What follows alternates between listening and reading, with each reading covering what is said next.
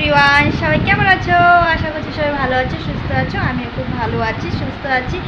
তো রেডি হয়ে নিয়েছি, তো যাবো একটু বাইরে। বাইরে বলতে কোথায় যাব জানো? তো বলছি ওয়েট। এই দেখো, আমার ছেলে পুরো রেডি হয়ে গেছে। আমার ছেলে বলো তো কোথায় যাবে? ঘুরতে যাচ্ছে পুরী, আমাকে ফেলে। তার ইয়ার সাথে আর মিমির সাথে, মানে আমার মা আর বোনের সাথে যাচ্ছে পুরী। তো আজকে মামার সাথে। আর আজকে রাত্রে 10টার সময় ট্রেন। আজ রাত 10টার সময় ট্রেন, তাই আমি আমার ছেলেকে দিতে যাচ্ছি বাপের বাড়ি। তা আমি পুরো রেডি হয়ে নিয়েছি, তাই আমি আমার ছেলেকে দিতে যাব। সাথে আমার ঘুরঘুরিটা, আমার মাম্মাম রেডি হয়ে গেছে, মাম্মামকে নিয়ে আর আমি আমার ছেলেকে দিতে যাচ্ছি। ছেলে তো আজকে চলে যাবে, তাই ছেলে একদম রেডি হয়ে গেছে। এখন ছেলেকে দিতে যাব। তো চলো রাস্তায় গিয়ে তোমার সাথে দেখা হচ্ছে। এখন আমার ছেলে একটু দুধ খেয়ে নিচ্ছে, বেরিয়ে যাবে, তো তার জন্য একটু দুধ খাইয়ে দিচ্ছি।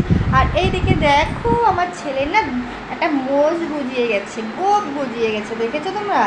হয়ে গেছে দুধ খাওয়া, তাড়াতাড়ি খাও। এদিক দিয়ে পরে জামাটার মধ্যে পুরো ভরাইলা। দুধ জল খাও। তুই যে আজকে আমাকে থুয়ে যাবি, তোর মন খারাপ হচ্ছে না একটুকু? না মাম্মামকে রাইকে যাবি, মন খারাপ হয় না? তুই কিরকম রে? আমার তো কান্না পাচ্ছে, সেই কান্না পাচ্ছে আমার ছেলে আমাকে ছেড়ে রে। হ্যাঁ, খারাপ তো একটু লাগছেই, কারণ ছেলে চলে যাচ্ছে, কিন্তু আনন্দও হচ্ছে। ছেলে আমার ঘুরতে যাচ্ছে, বড় হয়ে গেছে, একা একা চলে যাচ্ছে মাকে রেখে। দেখেছো তোমরা? আর তোমরা কে কে মানে আমার ছেলের মতন মাকে রেখে রেখে ঘুরতে যাও, প্লিজ একটু কমেন্ট করে বলো তো। আমার ছেলে কিন্তু প্রায়ই চলে যায়, জানো? তোমরা তো ব্লগে দেখতেই পাও, একা একা রেখে চলে যায়।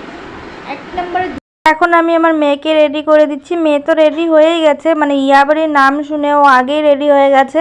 ঝটপট ঘুম থেকে উঠে পুরো ড্রেস পরে নিয়েছে। এখন খালি ওকে জুতোটা পরিয়ে নিলাম। আর এদিকে আমিও রেডি হয়ে গেছি। তো এখন আমি বেরিয়ে যাচ্ছি, ঘরটার লাইট টাইট সব বন্ধ করে দিলাম। তো বন্ধ করে এখন আমি বেরিয়ে গেলাম। আর এটা আমার ছেলের ব্যাগ, তো ছেলেকে আলাদা করে ব্যাগ দিয়েছি, আর বড় ব্যাগ দিলাম না, তাই ট্রলির মধ্যে সুন্দর করে গুছিয়ে সব জামা কাপড় করে দিয়েছি। তো এখন আমি বেরিয়ে যাব। তো এদিকে মেয়ে দেখো ওই পাশের রুমে ঢুকে বসে আছে, তাই মেয়েকে ডাকছিলাম। ও আসার তো নাম নেই, মানে এদিকেও যাবে ও ওদিকেও মানে আনন্দ করছে, তার জন্য যেতে করছিল। তো যাই হোক, বুঝিয়ে সব বলে টলে নিয়ে আসলাম।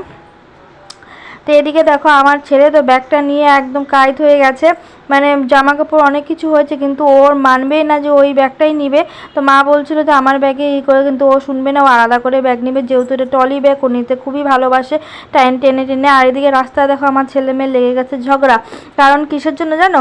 আমার মেয়ে বলছিল মেয়ে ব্যাগটা নিবে, ও কি পারবে বলো? তাই এদিকে আমার ছেলেই পারছিল না। তারপর কিন্তু তোমরা আবার ভেবো না যে আমি আমার ছেলেকে দিয়ে ব্যাগটা টানিয়েছি, সেরকমটা কিছুই না। আমি কিন্তু আধা রাস্তায় গিয়ে ব্যাগটা নিয়েছি, জানো? কারণ আমি জানি আমার ছেলে পারবে না। আর এদিকে কারণ আমার মেয়েকেও ধরতে হয়েছে, তার জন্য আমি দুটো একসাথে কী করব, ক্যারি করব। ও একটা ব্যাগের মতো নিই। তো এদিকে দেখো আধা রাস্তায়, মানে আধা রাস্তা বলতে কি একটু গিয়ে তো আমি গাড়িতেই উঠবো। তো যাই হোক, গাড়ি থেকে নেমে কিন্তু আমি আমার ছেলের ব্যাগটা আমি নিয়েছিলাম, কারণ আমি জানি ও নিতে পারবে না। আর তারপর এদিকে দেখো টোটোতে উঠে গেলাম। টোটোতে উঠে তারপর আর পরে মানে একজনের বাড়িতে যাব, ওখান থেকে গিয়ে তারপর আমি মানে গাড়িতে উঠবো, তারপর আমি বাড়িতে যাব। তার জন্য যেতে যেতে না অনেকটা লেট হয়ে গেছিলো। এখন প্রায় বাজে 5:30, আমরা 5:30টার সময় বেরিয়েছি, আর ঘরে যেতে যেতে পুরো 7টা, 7:30 বেজে গেছে। আর এদিকে দেখো মানে যে আই লাভ বঙ্গাইগাঁওতের সামনে লাইটিংগুলো দিয়েছে, এতটা ভালো লাগছে না দেখতে, কি ভালো লাগছে না?